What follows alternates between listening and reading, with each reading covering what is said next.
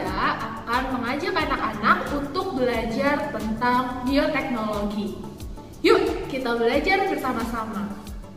Nah, anak-anak, hari ini kan kita mau belajar tentang bioteknologi. Sebelumnya, anak-anak kalau misalnya lagi musim panas nih, wah kayaknya enak banget lagi panas-panas kita minum es, apalagi es buah yang ada nata de coco-nya. Pasti anak-anak pernah ya makan nata de coco. Kira-kira nata de coco itu dibuat dari apa sih? Nata de coco dibuat dari olahan kelapa. Tapi kok bisa ya dari air kelapa jadi bentuknya padatan kayak gitu? Ternyata nata de coco bisa menjadi padatan dari air kelapa karena ada bantuan mikroorganisme. Nah, prosesnya kayak gimana tuh? Nah, kita akan belajar bersama-sama tentang bioteknologi. Jadi nanti setelah pembelajaran kita bisa tahu produk bioteknologi itu apa, kok bisa nata de coco dari air kelapa jadi bentuknya padatan seperti itu. Nah, pertama kita akan belajar tentang bioteknologi. Bioteknologi dari kata bio yang artinya makhluk hidup dan teknologi. Teknologi itu adalah segala sesuatu yang membantu pekerjaan manusia supaya jadi lebih mudah. Kalau gitu, bioteknologi sendiri adalah proses makhluk hidup yang membantu pekerjaan manusia. Jadi nantinya produk dari bioteknologi diharapkan bisa membantu manusia untuk bekerja lebih mudah lagi. Nah, bioteknologi sendiri dibagi jadi dua jenis. Yang pertama ada bioteknologi konvensional atau kadang kita menyebutnya bioteknologi tradisional. Yang kedua yaitu bioteknologi modern. Nah, apa sih bedanya bioteknologi yang konvensional dan yang modern? Sebelumnya kita mau belajar siapa sih pertama kali orang yang menemukan proses bioteknologi. Jadi pada zaman dulu, Pasteur bisa menemukan bahwa ternyata mikroorganisme itu bisa membantu membuat suatu produk. Akhirnya penemuan itu mencetuskan adanya bioteknologi. Bioteknologi konvensional sama modern apa bedanya? Yang pertama, kalau konvensional itu menggunakan mikroorganismenya secara utuh. Contohnya kalau misalnya kita mau membuat tape, itu kita menggunakan jamur atau ragi secara utuh. Nah, kalau bioteknologi modern menggunakan hanya sebagian dari mikroorganisme, tidak secara utuh. Yang kedua, bedanya bioteknologi konvensional atau tradisional itu masih menggunakan teknologi secara sederhana. Karena penggunaan teknologinya masih sederhana, bisa kita pastikan bahwa biaya bioteknologi konvensional juga lebih murah. Kemudian, kalau bioteknologi modern itu teknologinya sudah canggih. Bahkan mungkin kita kesulitan kalau membuat bioteknologi modern di rumah. Oleh karena itu, biaya dalam pembuatan bioteknologi modern juga sangat mahal. Yang ketiga, pemanfaatan mikroorganisme terbatas dalam bioteknologi konvensional. Beda halnya dengan bioteknologi modern. Pemanfaatan mikroorganismenya sudah ditambah dengan teknologi-teknologi yang modern. Selanjutnya, bioteknologi konvensional, perbaikan genetiknya tidak terarah. Kita belum tahu nih artinya mau seperti apa. Sedangkan kalau bioteknologi modern, perbaikan genetiknya sudah terarah. Nah, anak-anak, ada yang tahu nggak contoh bioteknologi yang tradisional? Kita sering kok mengkonsumsinya. Bahkan mungkin beberapa dari kita pernah mencoba membuatnya. Ada apa aja? Coba, ada yang tahu? Ya, yang pertama yang tadi sudah Ibu contohkan. Ada nata de coco, dibuat dari air kelapa. Kemudian yang kedua, tiap hari mungkin kita bisa makan ya. Bahkan produknya ini sudah diolah menjadi berbagai jenis makanan yang biasanya kita makan. Ya, ada tempe. Siapa sih dari kita yang nggak mengenal tempe?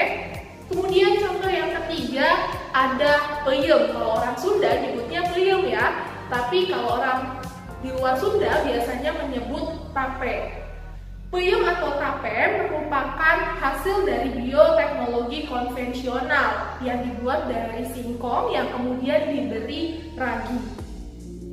Nah, selain ada itu tadi yang sudah disebutkan, mulai dari nata de coco, tempe, kemudian ada tape, masih ada lagi nggak kira-kira?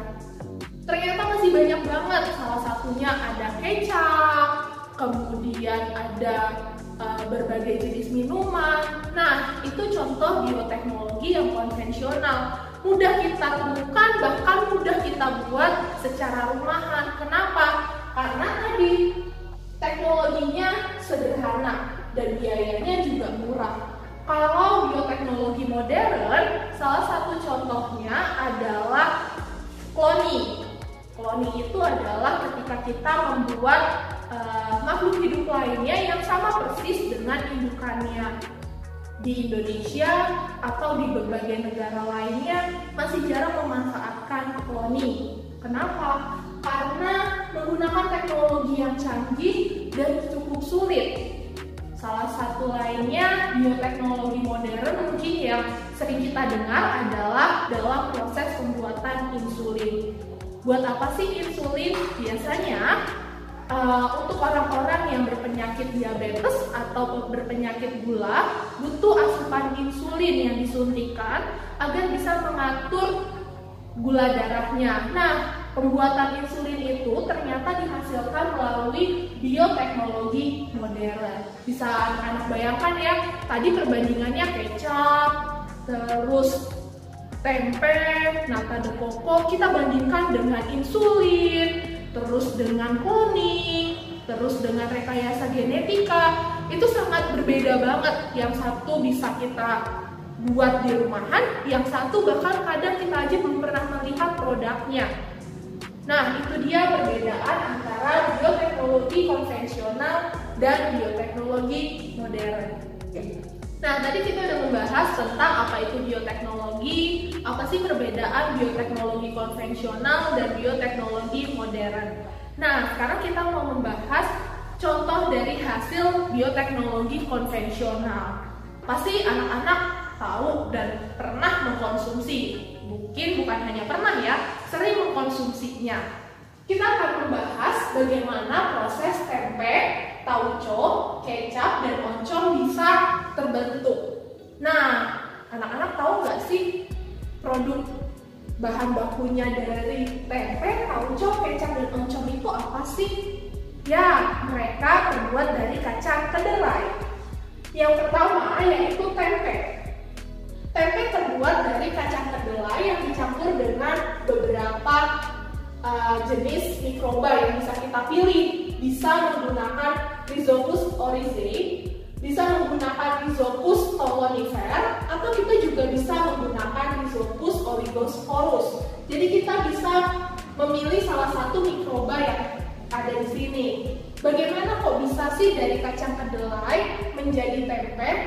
Pertama, protein pada kacang kedelai akan dirombak menjadi asam amino. Asam amino merupakan salah satu polimer dari protein. Nah, selain protein yang dirombak menjadi asam amino, lemak yang terdapat di kacang kedelai juga dirombak menjadi asam lemak atau dirombak menjadi polimernya dari lemak. Kemudian nanti ketika protein dan lemaknya sudah dirombak, nanti akan terbentuk hifa atau kita bisa lihat serabut-serabut putih yang terdapat pada tempe. Kemudian yang kedua adalah tauco. Untuk membuat tauco, kacang kedelai bisa kita tambahkan Aspergillus oryzae. Nah, selanjutnya gimana kalau pembuatan kecap? Kok kayaknya produknya beda sendiri ya? Yang lain padatan, sedangkan kecap bentuknya cairan. Ternyata kecap bisa ditambahkan salah satu mikrobakteri yang ada di sini. Bisa ditambahkan Aspergillus frambi, bisa ditambahkan Aspergillus oryzae, atau bisa ditambahkan Aspergillus soliae. Nah, bagaimana prosesnya? Pertama, kacang kedelai ketika kita ditambahkan ragi salah satunya, amilum pada kacang kedelai akan pecah menjadi glukosa. Glukosa adalah salah satu polimer dari amilum. Kemudian Protein pada kacang kedelai juga akan dirombak menjadi asam amino. Gabungan antara amino dan protein tersebut nanti akan membentuk aminoglosida. Nah, aminoglosida inilah yang akan memberikan warna coklat pada kecap yang biasanya kita konsumsi. Yang terakhir, bagi orang Sunda sudah tidak aneh dengan salah satu produk bioteknologi ini.